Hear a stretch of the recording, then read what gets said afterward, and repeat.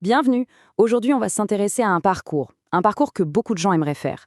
Celui qui va de la fiche de paie, qu'on reçoit tous les mois, à un vrai portefeuille, un patrimoine solide. C'est un peu un voyage, en fait. On part des tout petits détails, des lignes sur un bulletin de salaire, pour arriver à une vision beaucoup plus large, celle de la richesse. Alors, pour commencer, il y a une question fondamentale qu'on doit se poser. C'est quoi la vraie différence entre, disons, gagner de l'argent et créer de la richesse? Est-ce que c'est la même chose? On pourrait penser que oui, mais la réponse, elle pourrait bien changer complètement notre façon de voir l'argent. Ok, première étape, on va devoir zoomer. Pour comprendre la grande image, la vision d'ensemble, on n'a pas le choix, il faut d'abord regarder les tout petits détails. Et le point de départ de tout, c'est quoi? Eh bien, c'est ce fameux document qu'on reçoit chaque mois. La fiche de paye, c'est vraiment là que notre vie financière commence. Pour que ce soit bien concret, prenons un exemple, un peu spécifique, mais vous allez voir, l'idée est universelle. On va parler de la Dearness Allowance en Inde. Alors, qu'est-ce que c'est que ce truc? C'est tout simplement une indemnité de vie chère, une sorte de compensation pour l'inflation. Le nom est peut-être exotique, mais le concept, lui, est global. L'idée, c'est que chaque salaire est influencé par des mécanismes comme celui-là, des choses qui peuvent paraître complexes. Et le premier pas pour maîtriser son argent, c'est justement de les comprendre. Regardez, le calcul est en fait tout simple, mais l'effet est immédiat. On prend un salaire de base, disons 30 000 roupies. Le taux de cette fameuse DIA est de 50%. Eh bien, hop, 50% de 30 000, ça fait 15 000. Ces 15 000 roupies s'ajoutent directement au salaire. Ça augmente le salaire brut d'un seul coup. C'est juste un petit détail, une ligne sur la fiche de paye, mais l'impact sur le total est énorme. Donc, ce qu'il faut retenir ici, c'est que des concepts comme cette DA ne sont pas juste des lignes techniques sur un document. Non, pas du tout. C'est une protection bien réelle contre l'inflation. C'est un mécanisme qui est là pour que la valeur de notre travail ne s'érode pas. C'est vraiment la base de la base. Comprendre exactement comment l'argent qu'on reçoit est calculé. Bon, on a zoomé sur les détails. Maintenant, on dézoome. Complètement. On va passer à la vision macro.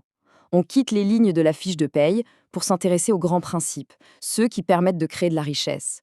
On passe, en quelque sorte, de la microéconomie personnelle à une vraie stratégie sur le long terme. Et pour marquer ce changement de perspective, rien de tel qu'une citation. Elle vient de Naval Ravikant, un investisseur et entrepreneur très connu. Il dit « Vous n'allez pas devenir riche en louant votre temps ».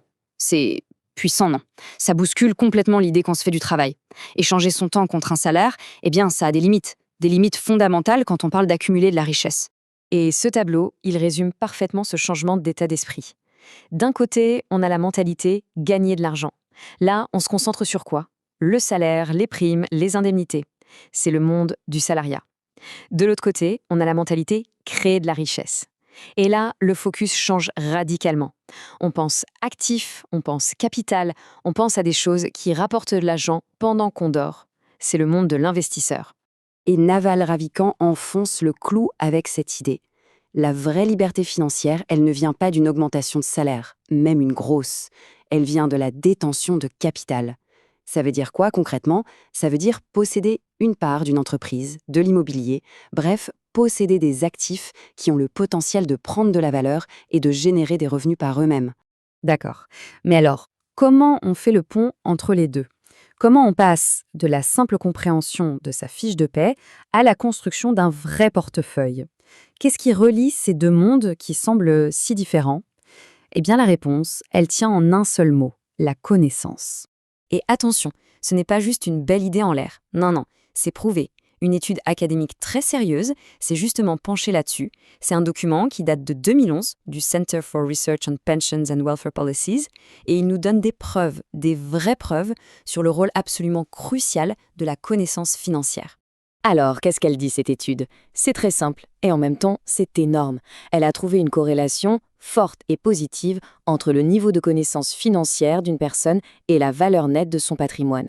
Pour le dire plus simplement, plus on en sait sur l'argent, plus on a de chances d'en avoir. Le lien entre le savoir et la richesse est direct et puissant. Et quand on regarde les chiffres, c'est juste saisissant. Regardez ça. Le quart des personnes les plus compétentes financièrement a un patrimoine net médian de quasiment 186 000 euros. Maintenant, regardez le quart des personnes les moins compétentes, à peine 47 000 euros. C'est 4 fois moins. Ce n'est plus un fossé, c'est un gouffre. Le manque de connaissances se chiffre littéralement en dizaines et dizaines de milliers d'euros. Ok, on a compris le lien. Connaissance égale richesse. Mais comment, juste? Comment est-ce que le savoir, qui est abstrait, se transforme en euros bien concrets dans un portefeuille? Par quelle magie? Eh bien, ce n'est pas de la magie. L'étude a justement identifié deux mécanismes, deux canaux principaux. Alors voilà les deux voies. La première, c'est la participation au marché boursier. Quand on comprend comment ça marche, ça fait moins peur. La connaissance, ça démystifie l'investissement. Ça lève les barrières, la peur, l'inertie, et ça permet de profiter de la croissance des marchés. La deuxième voie, c'est la planification. C'est logique, les gens qui s'y connaissent sont beaucoup plus susceptibles de faire le calcul de ce dont ils auront besoin pour la retraite, de se faire un vrai plan et surtout de s'y tenir. Et ce graphique le montre bien. Planifier, ce n'est pas si courant que ça. Regardez, presque 2 tiers des gens n'ont aucun plan financier. Aucun! Mais ce que l'étude montre, c'est que plus on s'y connaît en finance, plus on a de chances de faire partie des planificateurs sérieux. C'est ça la clé, la connaissance. C'est ce qui transforme une bonne intention en véritable action. Maintenant, attention. S'il y avait un seul chiffre à retenir de toute cette étude, ce serait celui-là. 80 000 €. Voilà, c'est la différence de patrimoine net que la connaissance financière et elle seule peut expliquer entre les foyers les plus et les moins avertis. C'est vertigineux. C'est en quelque sorte le prix de l'ignorance, ou si on veut voir le verre à moitié plein, c'est la valeur de l'apprentissage.